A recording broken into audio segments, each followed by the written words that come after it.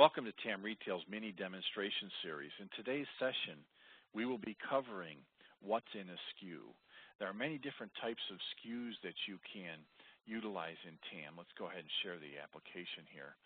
And what I mean by that is a SKU no longer to TAM-Retail means stock keeping unit only. So for those of you that are tracking inventory on merchandise items, hard goods and soft goods, TAM has got what you need.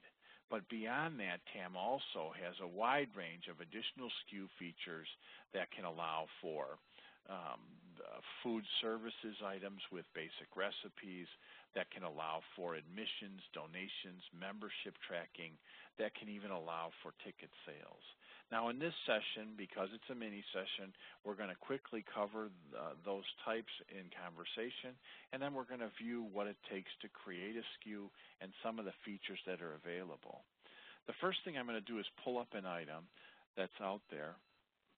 And this is going to be a merchandise item. It happens to be a Beanie Baby. Everybody knows what those are. They're not as popular as they used to be. Still a great product. But don't forget that when we establish an item, there's 3 key numbers on a SKU. We have the capability to record a SKU number. This is simply a unique identifier that is typically assigned by TAM that allows you to very easily track this item regardless of how many vendors you buy it from. So if you have to buy from multiple vendors with multiple part numbers, even multiple UPCs, TAM can support that. The second numbering system is just what I mentioned, UPC. If it's got a manufacturer's barcode on it or a group of those, you can scan as many of those in as you need, and TAM will automatically cross-reference them into this SKU number. And then finally, we have a third and final type of number, and that's the vendor stock number.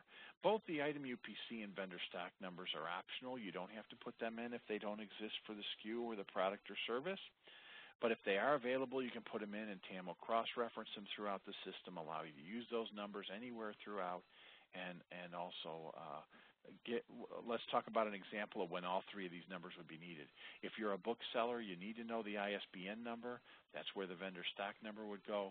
You have an ISBN number is down there. You have the capability to put in a UPC or EAN barcode to track it, and then you need your own because you may buy it from time to time from the publisher or from a distributor, and you'd want to track those occurrences under one bucket. Now, to establish a SKU, you need to indicate the vendor that it's being purchased from. You need to, and that can be done right on the fly, so establishing new vendors is easy. You need to indicate the type of inventory or SKU type that it is. In this case, we're dealing with an inventory type, so we're going to track everything that happens on this item. How many come in, how many have sold, what's on order not yet received, any transfers moving between locations, promised quantities, and so forth. If I were using some of the other inventory types, that might not apply. We'll talk about that briefly in a little bit here. Now, don't forget that we have departmental departmental settings that can be put in here, and you can have as many departments as you want, as well as categories within those departments. We can indicate what type of tag, if any, is required on the SKU.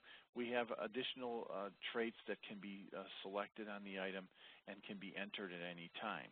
Now, some of these are not required. As you can tell, these are all blank, but you can put in themes of items, brands, authors, publishers, user-definable fields up to 7.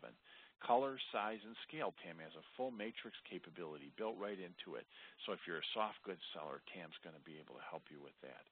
If you sell foods and they need to be weighed, or any product that needs to be weighed, and you can prompt for a container. This applies also to some Goodwill or clothing store retailers.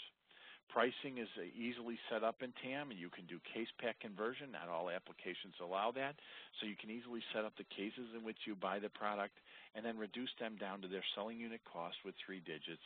Enter in a margin percentage or the retail price, and TAM will calculate the other one automatically. As we mentioned before, TAM has a full promotional system, so you can set up promotions on the items. And if you do promote an item, you can set up a checkbox here that does not allow further discounting on the item, further protecting your bottom line. Okay. We have a point-of-sale message. This would be good for upsells, related products, special terms and conditions, any of that can be entered here. Anything that's entered on the point of sale suggestion window will allow you to automatically display that to associate when it's been rung or processed at the register. TAM can easily attach pictures to the items. The primary picture is viewable at the cash register. There's another discussion that we'll have about web integration, so we're going to not talk about that right now, but pictures obviously would be used for web integration capabilities with our eTAM product as well. TAM has a fully integrated web capability that can easily be maintained right through the SKU capability here. All right, TAM does support assortment tracking, so if you're a multiple unit reseller or retailer, and you have stores that have different varying assortments and you want to have your buyers be able to focus on them, you can do that very easily as well.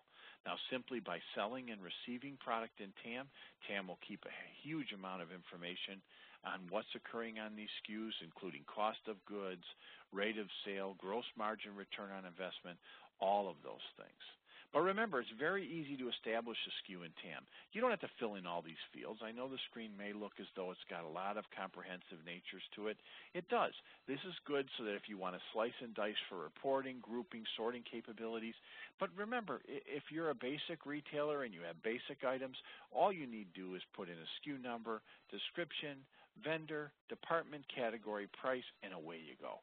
So it's very easy and very quick to create SKUs. If you're creating similar SKUs, you can use the copy forward feature. That means after you've established one, you can simply type in the new button and hit copy forward, and away you go. Okay?